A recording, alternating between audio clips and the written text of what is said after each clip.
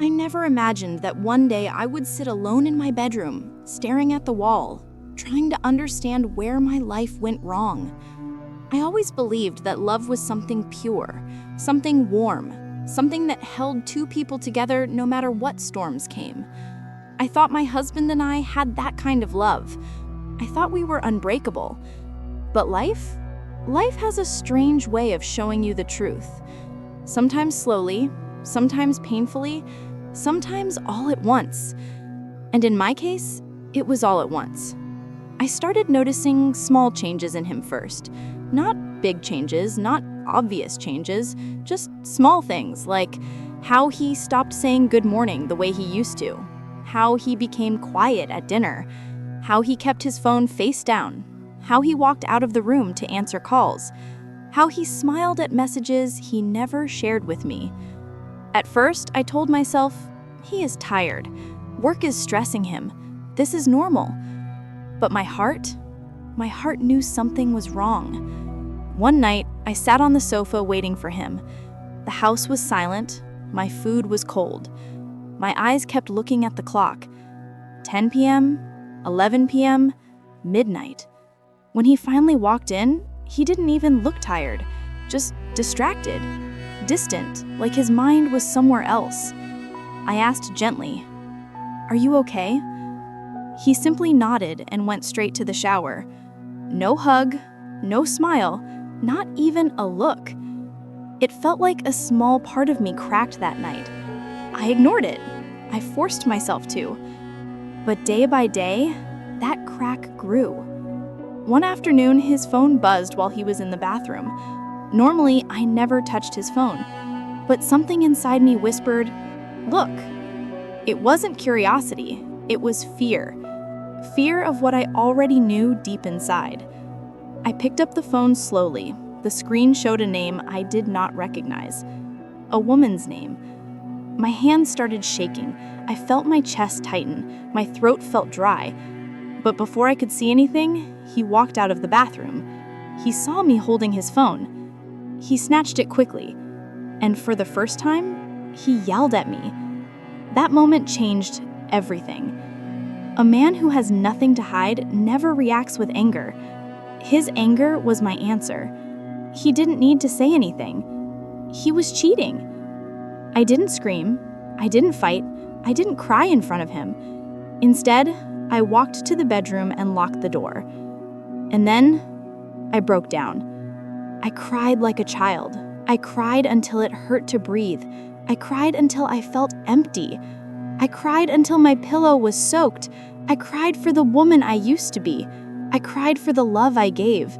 I cried for the trust he had thrown away so easily. That night, I looked at myself in the mirror. My eyes were swollen. My heart felt crushed. I whispered to myself, "Why me? What did I do wrong?" I didn't know then, but I would soon learn the most shocking truth of my life. A week passed. He kept acting cold, quiet, distant, like a stranger living in my home. I felt invisible. Some nights he didn't even come home. Other nights he slept on the sofa.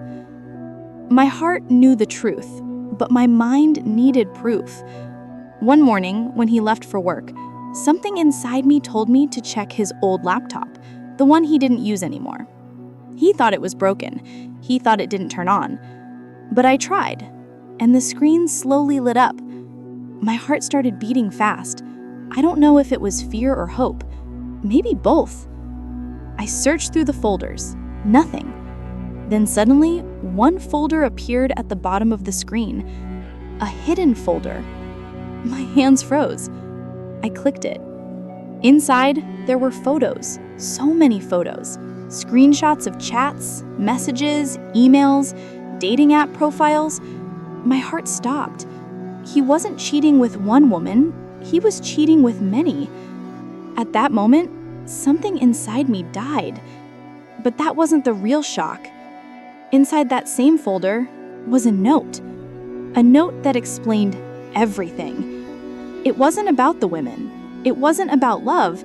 It wasn't even about attraction. It was an addiction. a dark addiction he had hidden for years. At first, I felt sick, lost, betrayed.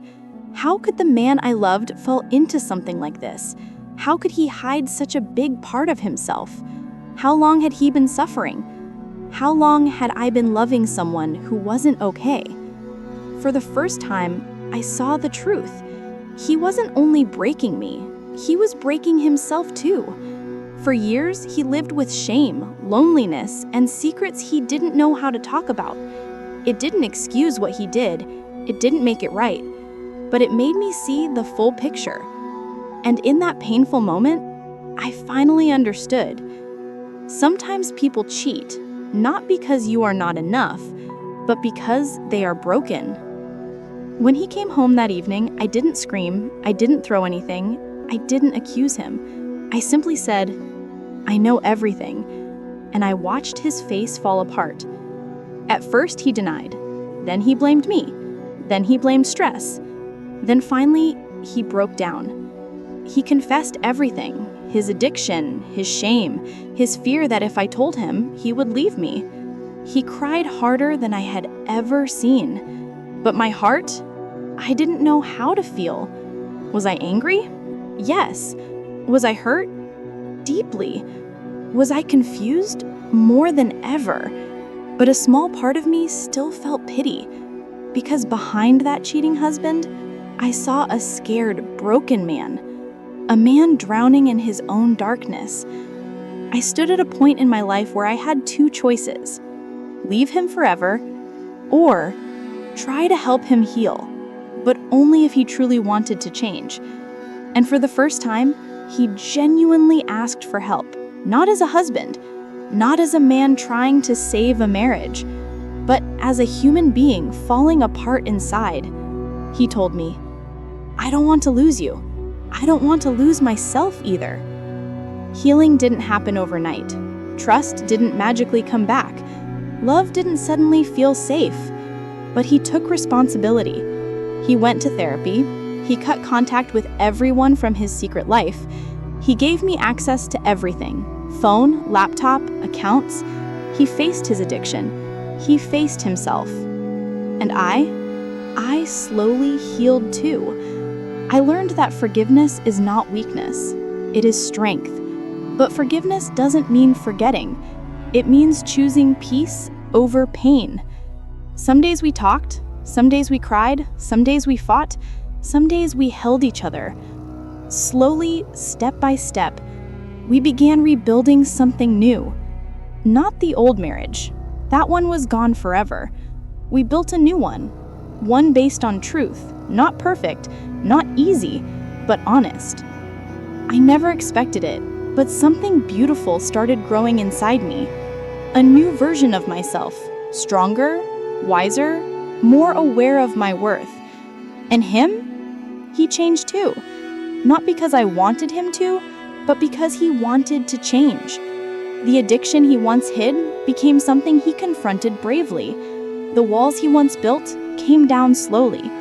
The lies he once told turned into truths he was no longer afraid to speak. We weren't a perfect couple, but we were two imperfect people trying again. This time, with open eyes. And that is how we healed.